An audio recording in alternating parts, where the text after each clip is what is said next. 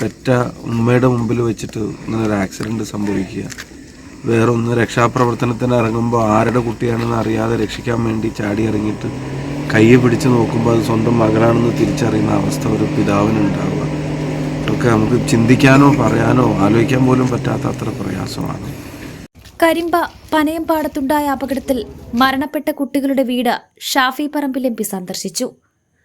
തിങ്കളാഴ്ച രാത്രിയോടെ UDF നേതാക്കൾക്കൊപ്പം കുട്ടികളുടെ വീട്ടിലെത്തിയ അദ്ദേഹം സാക്ഷിയായത് വൈകാരികമായ നിമിഷങ്ങൾക്കായിരുന്നു.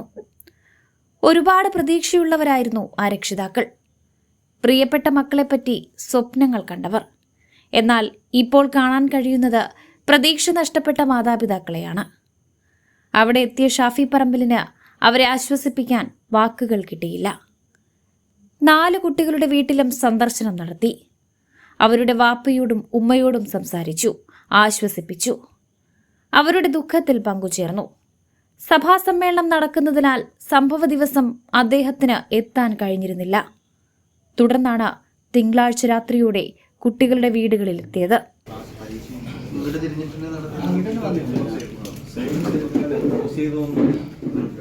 അവിടെ നിന്ന് വരുന്നൊരു വണ്ടി ഡിസോർഡർ ആയിട്ട് ഇങ്ങനെ ഇതായ ശേഷം ഈ വണ്ടിയിൽ ഈ വണ്ടിനെ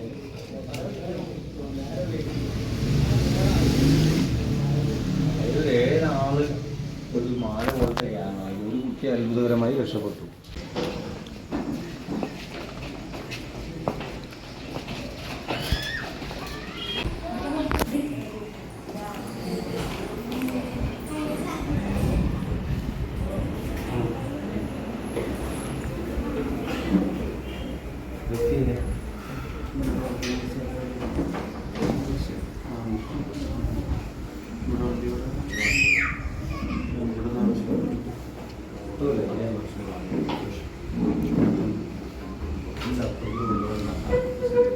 അപകടം നടന്ന പ്രദേശവും അദ്ദേഹം സന്ദർശിച്ചു. റോഡിൻ്റേത് അശാസ്ത്രീയ നിർമ്മാണം തന്നെയാണ്. അധികാരികൾ കണ്ണു തുറന്നേ മതിയാകൂ.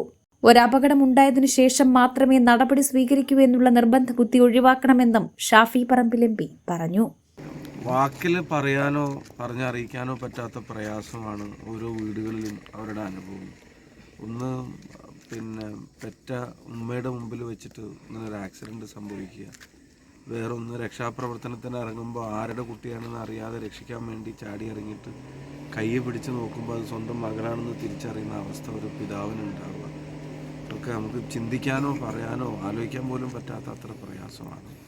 അപ്പം നഷ്ടപ്പെട്ടതിൻ്റെ വലുപ്പം എത്രയും വേദന എത്രയാണെന്ന് പറഞ്ഞാൽ തീരില്ല. പക്ഷേ ഈ നമ്മുടെ പാതകളിൽ റോഡുകളിൽ ഇങ്ങനത്തെ സ്ഥലങ്ങൾ കുറേ ഉണ്ട് ഇപ്പോഴും ബാക്കി.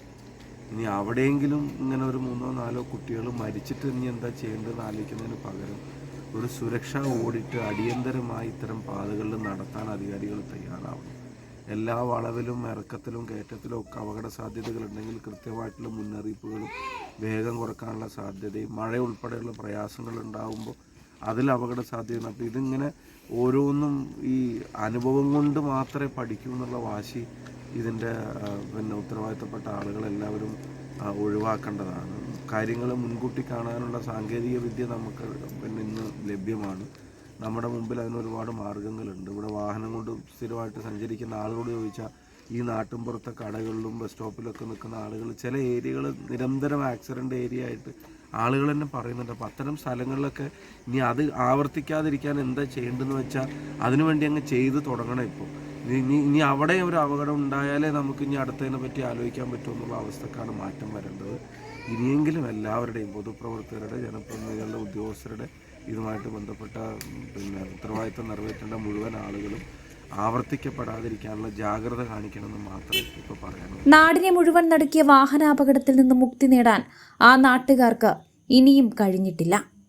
അധികാരികൾ ഇനിയും കണ്ണു തുറന്നില്ലെങ്കിൽ നിരത്തുകളിൽ നിരവധി ജീവനുകൾ ഇനിയും പൊലിയും. എന്റെ ഇഷ്ടങ്ങൾ എന്റെ ഫാമിലിക്ക് അറിയാം. Family wedding centre, Kunnamangalam, Vadakara, Manjeri, Meppadi, Tirur, Perinthalmanna and UAE.